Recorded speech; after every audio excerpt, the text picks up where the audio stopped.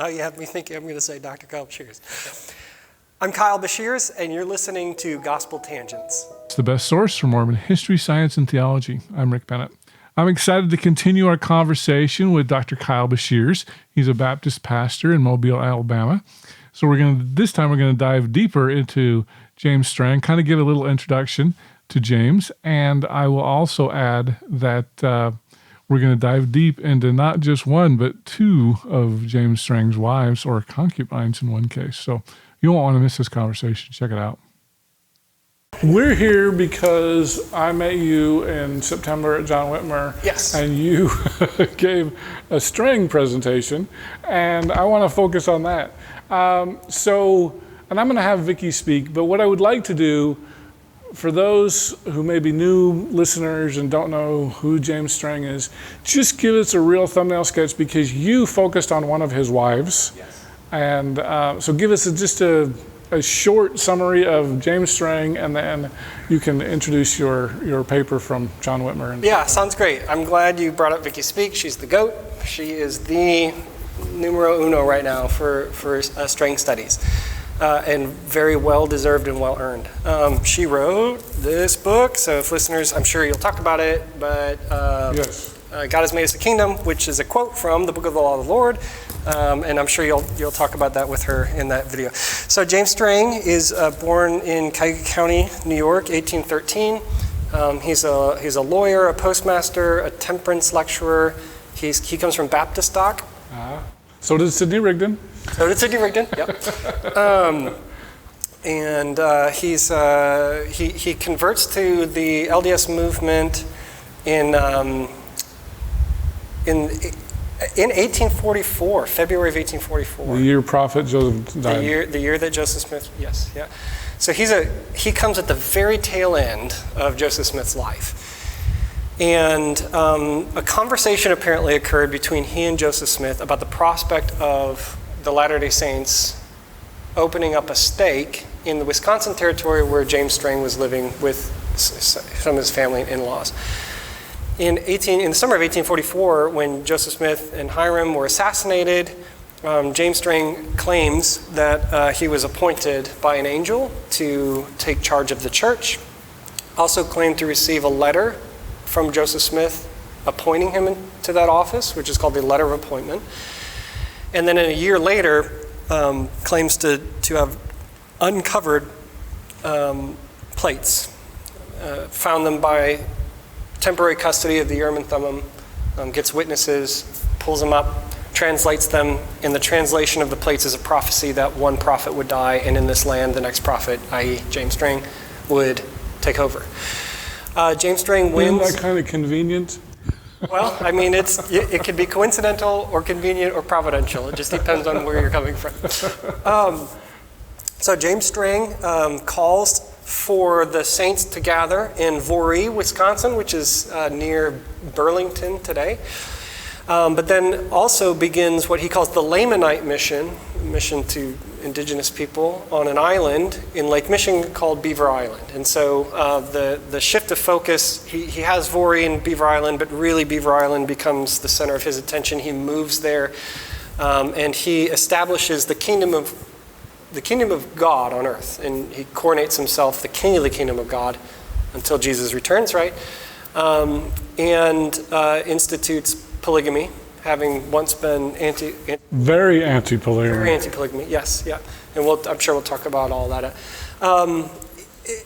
That's kind of the years immediately following his coronation, kind of the height of his power, but accusations, which is probably grounded in a little bit of truth, a lot of bit of hyperbole, anti-Mormonism in the Great Lakes is, I thought y'all were moving to Utah. Why are you here, right? Or we don't want you here. There's accusations of piracy, of abuse of women, those types of things. And so the Gentiles don't like him. There's economic competition between Beaver Island and Mackinac. That's causing tension. There's pseudos, a pejorative name that James called apostates. Pseudo-Mormons. Pseudo-Mormons, pseudo-Strangites, yep. Because they still call themselves Mormons. They still call themselves Mormons. And their official name is, of the church? The Church of Jesus Christ of Latter-day Saints, Strangite for the largest congregation. Others reject the Strangite name. But capital D, no dash. So dashes and Ds are important in LDS studies. Yes. So just as a reminder for those of you who, well, actually, I don't think most people get offended that I use the term Mormon, but they have the same name as our church. We've got to distinguish them somehow. Yes, yeah. And I think we were talking about it before, but in one of the, we'll talk about it here briefly, but one of the scriptures that, or the scripture that Strang brings forth calls the church of the firstborn. So maybe he wanted that to be one of the distinguishing markers. But which is the name of a lot of polygamist groups too now. Right, yeah, yeah. Well, was he a polygamist then when he wanted to do that? Maybe. When the Book of the Law Lord is coming out? When he wanted to call it the Church of the Firstborn. He was secretly practicing polygamy when he was translating, when he was working on it. So, yeah. And then polygamy is actually not only sanctioned, but regulated in the Book of the Law Lord. You're going to stop at 4 wives. Right. Well, he had 5 total. Oh. Wasn't it 4? Well, he had 4. He had 4 plural wives, but 1 legal first wife, Mary. For a total of 5. For a total of 5, yeah. Okay. Yeah. So we can talk about it all, but actually I think Vicki would be great to talk about like the plural wives piece, because she did a lot of research into the lives of those women like after James Strang dies. So anyway, all this tension is mounting with Beaver Island. People just want them out. There's like wild episodes of like people like shooting at each other with cannons and pistols, and all of a sudden these rumors are coming out that they're doing like animal sacrifices on the island, and they're just weird, they gotta go. And so somehow, with the cooperation of the United States Navy, disaffected members and Gentiles plotted an assassination of Strang. They made the attempt on the docks at St. James, which was the main city on Beaver Island. Named after James Strang. After James Strang, yep. And that was in 1856, summer of 1856. He doesn't die immediately. He's taken to Voorhees, so back to Wisconsin, where he does succumb to his wounds, but does not name a successor. And so after that, the movement disperses under order of Strang. He tells families, hey guys, the men, you need to take care of their families and disperse, don't gather. This comes through his son. Disperse, so that way you're harder to persecute. And most followers of James Strang end up going into the reorganization. But there is a remnant of followers that remain true to the church, and through a line of church leadership, there is still the movement is still alive to this day. And I know at your presentation there was a Strang descendant in the audience that was a member of the RLDS Church, or Community of Christ. She was not just a descendant.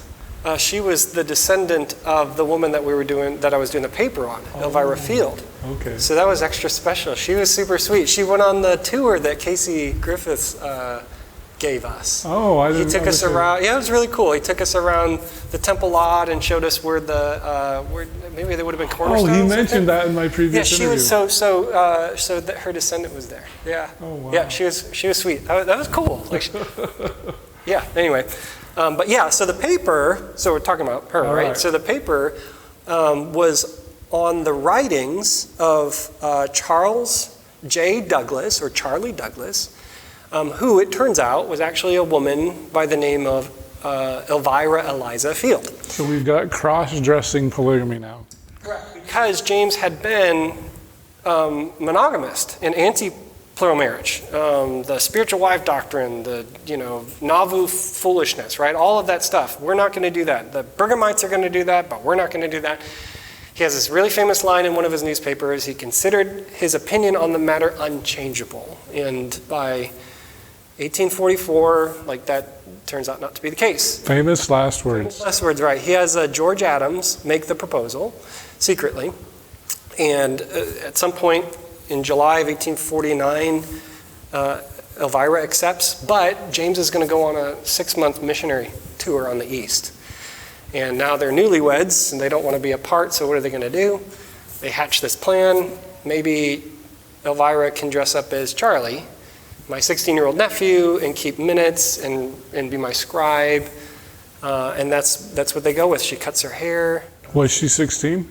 No, she was 19. I think she was 19 when they were married. Pretty close, yeah. But if you want to know more about, like, her image was captured in a daguerreotype. Yeah. Right. So there's a great scholar named Amy Derogatis, and in the spring edition of John Whitmer's journal, her work on the daguerreotype is going to be in that one, and then my paper on her writings is going to be in that one. Oh, nice. Yeah.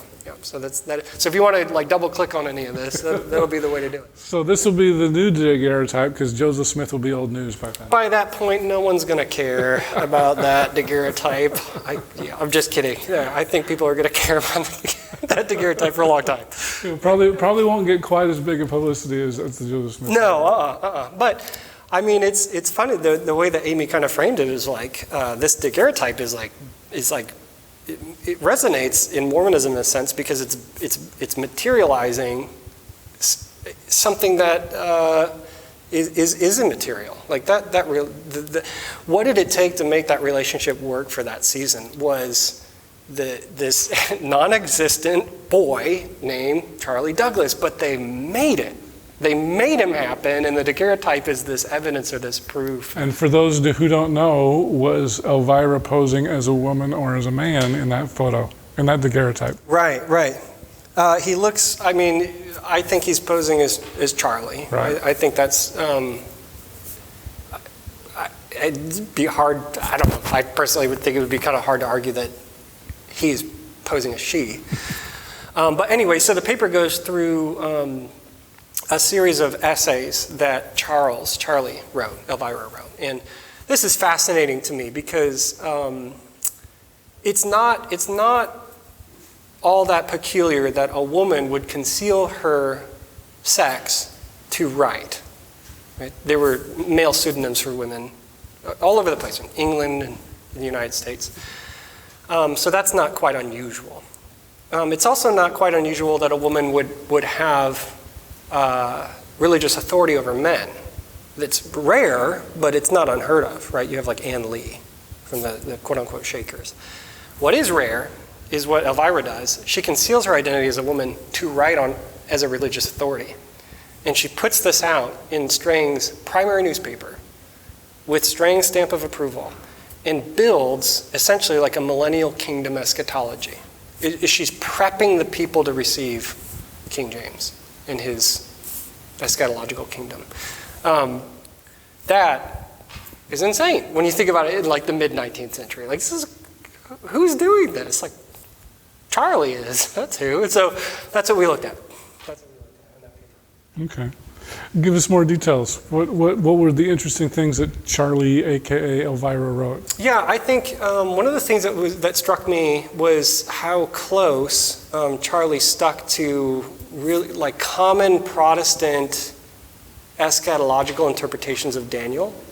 Like she was lockstep in line with like Matthew Henry or Adam Clarke and how they understood the Danielic prophecy of the four that alloyed statue of like clay and iron, and the feet are smashed, and this is supposed to represent the smashing of the Roman Empire, and so she stuck with that and built on that to say like, hey, there has to be kingdoms in Europe before Jesus returns. But what's happening in the 1840s and 1850s, well, monarchies are running out of time, right?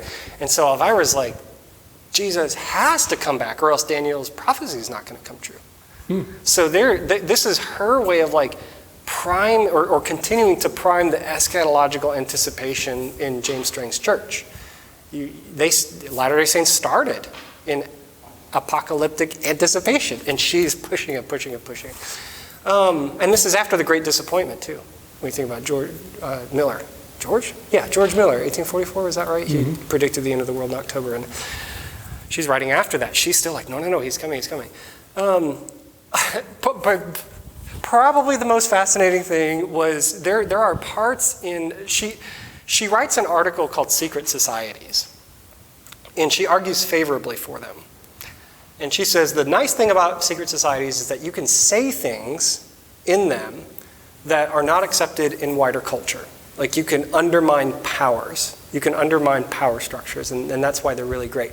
Also, and at this time, they're becoming more like benevolent fraternities or societies to like help society. She's like, they're also like helping people be lifted out of poverty. And then she goes on this, you can't call it a rant or a tangent, but this discourse about how like culture has failed the farmer and the manufacturer, and we need to gather together and like uplift the common man and distribute wealth, and we need a government that ensures that this is possible.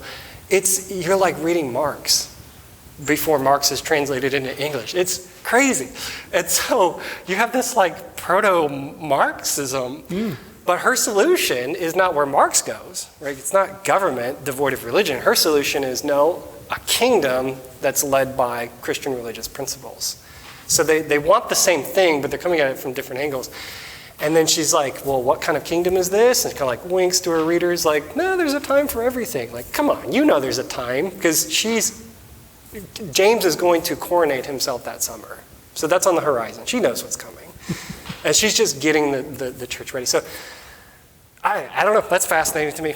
That's fascinating. I don't know if it is to anybody who just listen to any of that. Well, because a couple of things that come to mind about the secret societies. Number one, the Council of 50 was a secret society. Yes. And so James was part of that before he went to Wisconsin? No, James was not part of the Council of 50, but he had at least 5, maybe 6 members of the Council of 50 who affiliated with him at some point. Most notably, George Adams, who at the time that Elvira is writing, obviously is still in good favor with James, as one of his counselors.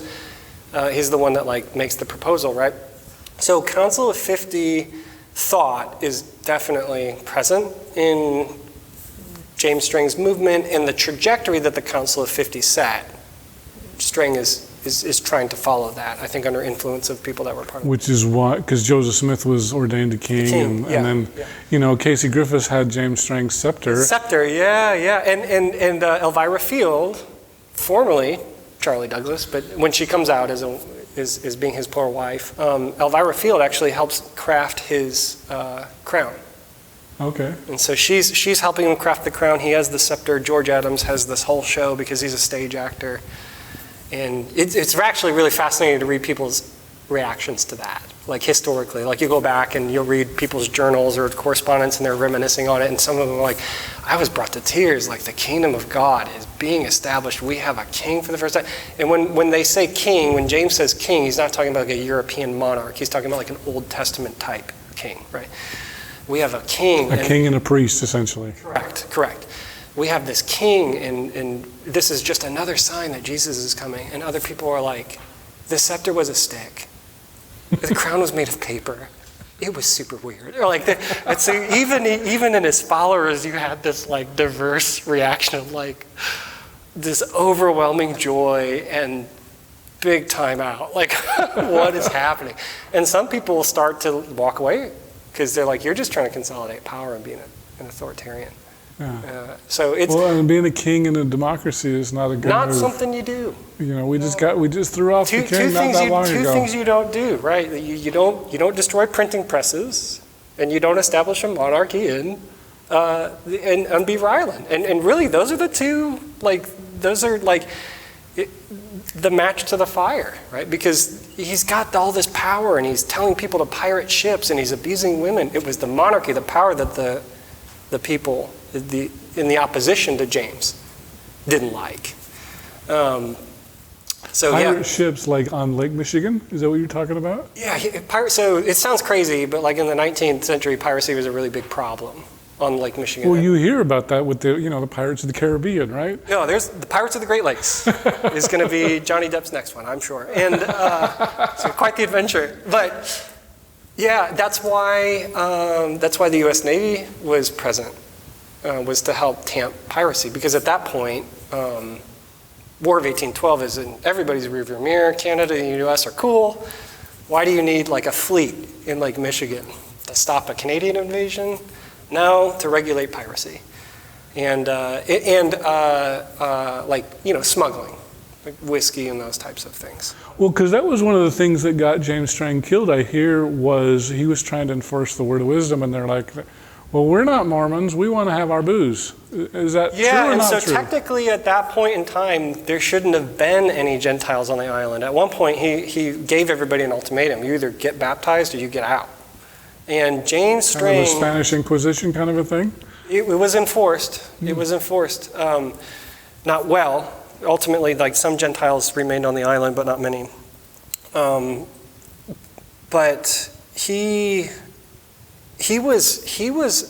James Strang was a teetotaler. He was a temperance lecturer, even in his youth, and he did not like alcohol. And so he was pirating ships to prevent the alcohol from coming? Or? No. Well, we don't know officially if James Strang was pirating anything, but the accusations were that they would pirate ships and either like hold them hostage, hold the men hostage, or like Somalia kind of a thing? Kind of, yeah. Or they would go through like the mail, take out the important bits, and then send them on their way. The Beaver Island had exports, timber primarily. I mean, the timber on Beaver Island was like part of the economic engine for them. So some ships would come in, offload, timber would go, and then but others would be passing by, let's say from like Detroit down to Chicago. And then the accusation was they've got pirate these little schooners, take some stuff and send them on their way. So is there truth to that? I think there's some. I don't know if it was like, Tortuga in the 18th century in Lake Michigan. I don't think so. But where there's smoke, there's fire, and people didn't like not getting their $5 that their uncle promised them from Detroit, right? So, yeah, eventually it became enough of a problem, and people resorted to violence with the participation of the U.S. Navy because they were right there to pick up the assassins and take them to Mackinac for a trial that was a sham trial. It was a sham. Yeah. So just like Joseph Smith, the killers of James Strang got off scot-free. Not only did the killers of James Strang get off scot-free, but I'm pretty sure one of the killers, what were? I don't remember which one. Went on to like murder 2 or 3 other people. Oh. So they're not great. Whatever you think about James Strang is irrelevant. They weren't great people. Right. That the government let go. So. Well, the other secret society that I was thinking of, besides the Council of 50, was Masonry. And because I think they were trying to get a temple endowment as well. Yes. Was it based on Masonry or something else? They had what was called the Order of Illuminati, and the Order of Illuminati was, you can read kind of like the order of some of their services, like what they would have done, the pledges they would have made, the script that they would have gone through. But the Order of Illuminati definitely puts off Masonic vibes, and James is doing what he believes was the trajectory that was set before him by Joseph Smith. So Joseph Smith is trying to retrieve Freemason, the purest primitive form of Freemasonry, the endowment that was lost in antiquity past, the restoration of the ancient order of things is coming back today. James is like, we're going to do the same thing, and his form of that is the Order of Illuminati. The Strangites never completed a temple. They started one at Voree. They started a tabernacle on Beaver Island. Never got one completed. So when they did baptism for the dead, they would have to do it in a lake they called Font Lake, or they had a lake, the Galilee Lake, on Beaver Island. So it's kind of like Nauvoo era, for the Strangites as well. Like, they don't have a completed temple. We're doing baptism for the dead in Mississippi, or we're doing endowment in whatever structures that we can find. What was the red brick store? Red brick store. We're doing marriages or sealings or baptisms in the unfinished basement of the temple. Right? They're just not. They're not there, and they never do get there. Yeah, they don't practice those today. No.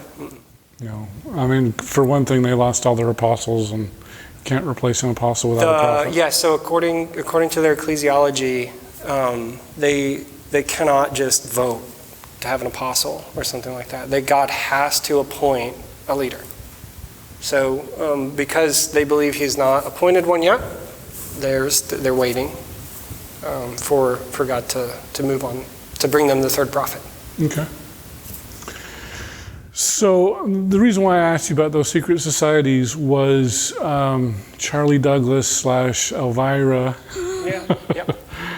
Were they referring to Masonry or the Council of 50 or? Nope. I don't know how much she was aware of the Council of 50, maybe. But frankly, James Strang is only aware of the Council of 50 through people. He was never a member.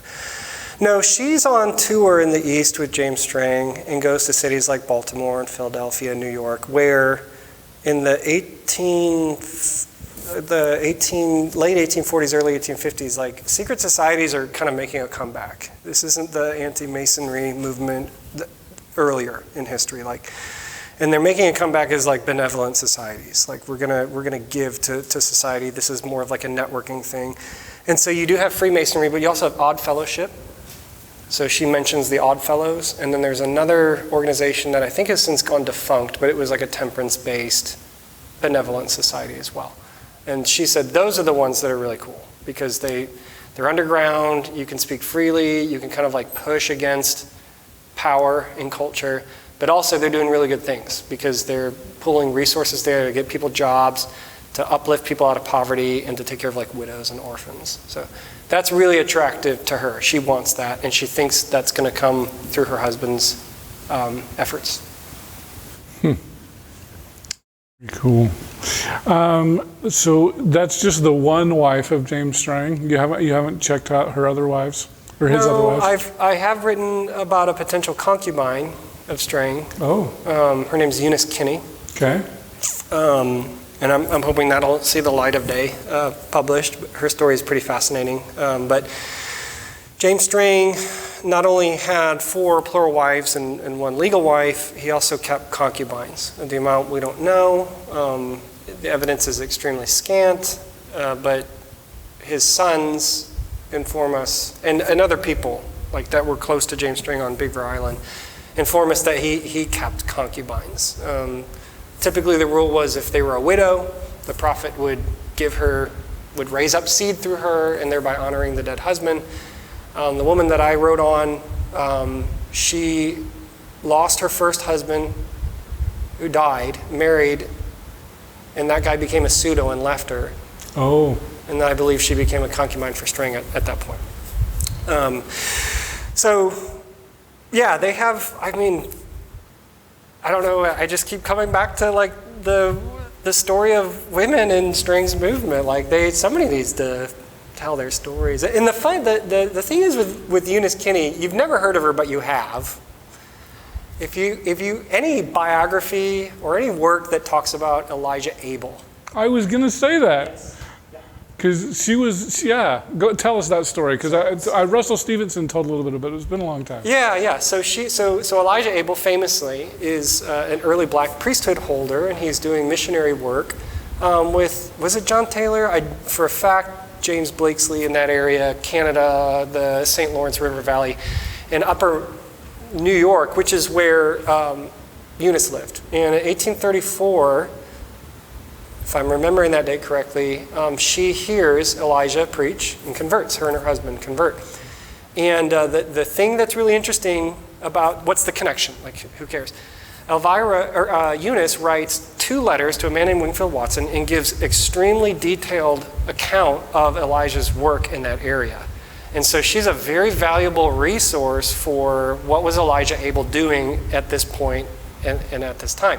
So stories about how like he was accused of murdering people, but then was like, where's the evidence? You don't have any, and then walks away. That comes from Eunice Kinney. Oh, okay. Eunice Kinney writes 2, right? As far as I know, I've only ever seen one of the testimonies in the works. And it's probably because the LDS Church Library has a copy of one of the testimonies, but she actually has 2. And in the Strangite archives is number 2, maybe. There's other versions floating around. So you're saying the LDS Church has not released that? No. They have, and they synchronize. There's like no contradictions in them, okay. but it is kind of like overlapping. So like she'll give some details that she doesn't in the others, and it kind of gives you a fuller picture. There's no contradictions. There's no like reason to question like what what happened was at this period of time, usually the 1980s, Wingfield Watson is, did I say 1980s? The 1890s. I made a similar mistake on another podcast. As a historian, you should probably be particular with dates.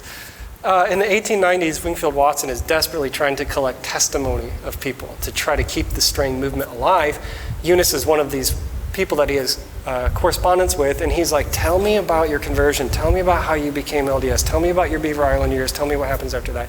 So she writes him a letter, and that becomes the testimony that most people know of. And he writes back, he's like, you skipped over Beaver Island. I want to hear more about Beaver Island. And she writes back another letter, skips over Beaver Island again. This time, though, she gives this vision that she had of Strang after his death about how Strang was like, was framed in a cloud of a diamond, which is important to a Strangite. The concept of the term diamond is really important. He's in this diamond, and he's got a scepter. He's got a scepter in his crown. And an angel comes up to her, and she's like, what is this? And she's like, the angel's like, he's the prophet. Like, everything's going to be okay. So she has this like reassurance of faith in Strang. And Watson's like, that's great. I wanted to hear about Beaver Island, right? And she never goes into much detail about it. But anyway. Because she's a concubine? Is that why? I do believe so, because in the, I can't remember when it happened, 2 of Strang's sons, Clement and Charles, Vicky, correct me if I'm wrong, had a conversation about their father's plural wives.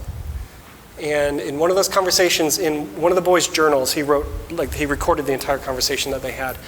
And he brought up the fact that their dad had concubines. One of them, with one of the concubines, he had a child by the name of Kinney, who becomes a lawyer in Wisconsin. And then there's another letter to either Clement or Charles from somebody who lived on the island who mentions a concubine by the name of Kinney. So we have at least 2 sources of evidence that there was a concubine on the island named Kinney. Kinney lives on the island from 1852 to 1856, and her husband, Avery, where she gets the last name Kinney from, apostatizes, leaves, and goes to Minnesota and starts a new family. So she's left alone with, I think, 4 children at that time on the island, by herself. What's she supposed to do? She can't provide for her family, and this is out by then, which regulates plural wives and concubines. So because he already had 4, he couldn't add another plural wife, so she had to be a concubine? The wives had a different status. They had a higher status, according to the Book of Law of the Lord.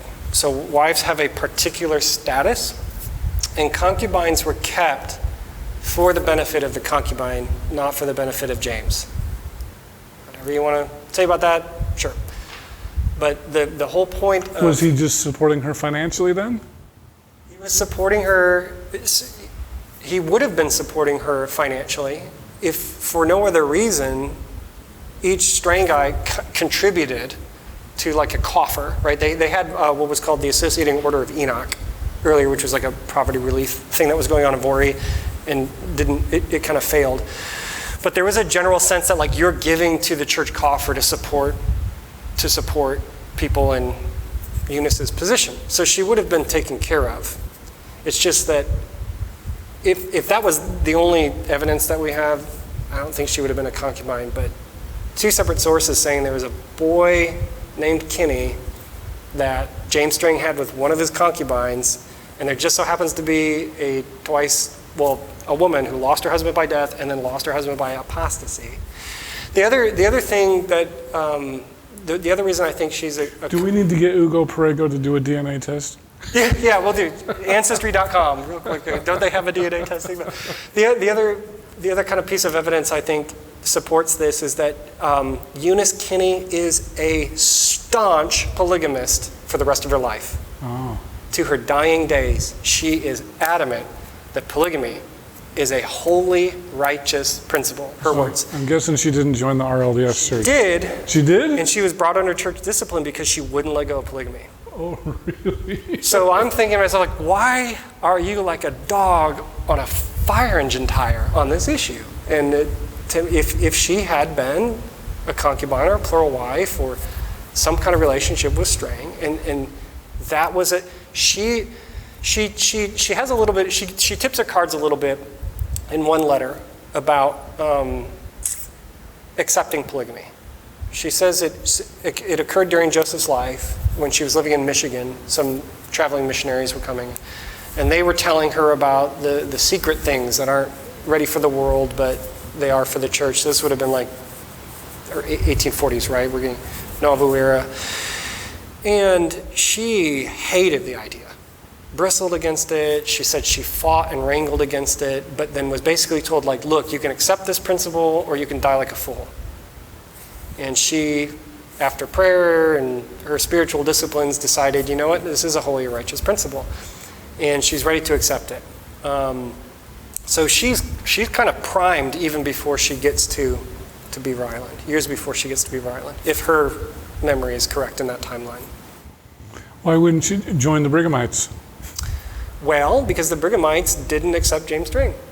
So if the Brighamites had just said, you know what, James, we had our disagreements, but he's all right, she might have gone out there. No, she warms up to the Brighamites in the end. She hates the Josephites. Oh, so they kicked her out of the church? They tried to. Oh, they didn't kick her out, though? I think probably because her son was the head of the branch where she was brought under just discipline. And if I'm reading between the lines, her son William's like, look, I know. Believe me, I know. But she's my mom. I'll take care of it. And she actually moves from Wisconsin to Michigan after that trial. And she moves in with one of her sons, Sylvester, in the UP. And he's a newspaperman, and they kind of leave the RLDS church alone. Or she leaves the RLDS church alone. UP Upper Peninsula, right? UP Upper Peninsula, okay. Yeah. So, yeah, she after that church discipline, she literally moves and is not in the hair, right, of the reorganization of the Josephites anymore. And she stays away from the church for a season. But she comes back to it, fellowships with it, basically is like, we're going to agree to disagree. I'll keep my mouth shut. Still, in some of her last letters of her life, talking about polygamy. Talking about how she wishes it was practiced, how the principle can only be practiced if there's we have a prophet and we're an active church. She laments the fact that they can't practice polygamy. That to me, like, why would you be so attached to that practice if you hadn't been affected by it personally? So your paper is going to argue that she probably was? It's going to argue that she was a concubine. Yeah. That's not going to be the main point. It's one thread. It's her biography. Like it's a short biography from birth to death. And the only time I ever bring it up is when she brings it up. So I'm letting her say when she wants to talk about it, when she doesn't, right? So when she brings it up, I do. When she doesn't, I don't. And the only kind of commentary I had is like, wait, didn't she say she was into polygamy? And now she's saying she's into polygamy, but she was never a polygamist, right? I'm like, well, here's the thing. When she was on Beaver Island, might have been one. And then we move on. So, yeah. Can you explain the difference, at least according to the Book of the Law of the Lord, of a polygamous wife versus a concubine? I think it has issues of authority in the household. Concubines don't have any. Why would she want to be a concubine? She's taken care of. She would have financially. Financially, she's got 4 children. All of them are underage. I think her oldest son at that time was maybe 14, and she's got a daughter 6. So she's got 4 mouths to feed on an island that is essentially wilderness. Beaver Island was not really. They were settling it, right? So Avery, her husband, takes off, goes to Wisconsin Territory, marries a woman, has like 1 billion kids. What's she supposed to do? If this is an option, she takes it because she had been told already, like, this is a holy and righteous principle. It actually increases your chance of celestial glory. And so she wants, the timing's perfect, right? I've lost my husband. Also, she's in her 30s at that point in time, and I think she's got that sense of like, who's going to want to marry me? And the community was not that, it wasn't big. James would have been aware if there was a widow on the island that he needed to take care of. And then there's also, when Eunice leaves Beaver Island, when they get exiled, leaves, it was a nice way of putting it, they got kicked off. by Gentiles, forcibly, violently. When she gets kicked out of Beaver Island, she moves into a house with another woman whose last name was King and a son, not married. So it's potentially maybe like 2 concubines. And then Eunice, on the census data, changes all of their names to conceal their identity, like they're laying low. And what's really interesting is her name, she claims her name is Josepha Franklin, and I think that is like an homage to her first 2 loves, Joseph being her first prophet. Franklin was her first married name, the first husband that died. Right, so she's, I hope this thing sees the light of day. I hope people would enjoy her story. I like Eunice. Well, if they don't, we got a great story here. Yeah, already. that's true. Looking at it, I'll just be honest, I like Eunice more than Elvira. I know Elvira's got descendants, but I've been in contact with Eunice's descendants too. And I don't know, I like Eunice. I like her story. Very good. All right, well, Kyle Beshears, do you have any last thoughts you want to share with us before I let you go? No, I really enjoyed this. I'm glad we could make it happen. All right. Well, thanks for being here on Gospel Tangents. Appreciate it. Yeah, thank you. Mm-hmm. I hope you enjoyed our conversation with Dr. Kyle Beshears. Kyle, thank you so much for sitting down with me. I understand you're coming out to Utah, and we've got to get together. I didn't ask all the questions I wanted to about the Baptist-Mormon relations, so looking forward to that. And so definitely let's get together. In our next conversation, we're going to stick with James Strang. This time we're going to talk to Vicki Cleverly Speak. She is one of the prominent historians on James Strang, and we're going to dive deep into Strang's life with Vicki. So I drove over to the basket craft place, and I noticed that it was on the corner of Highway and Mormon Road. Mormon Road. Oh, wow. I thought, no, not Mormon Road. I'm like a 6th or 7th generation Mormon, and I had never heard of Mormons in Wisconsin. If you like what we're doing here on Gospel Tangents, please become a paid subscriber at gospeltangents.com or patreon.com/gospeltangents. We've got full transcripts on our website at gospeltangents.com. And if you'd like to check out some of our other conversations, click over here. Thanks.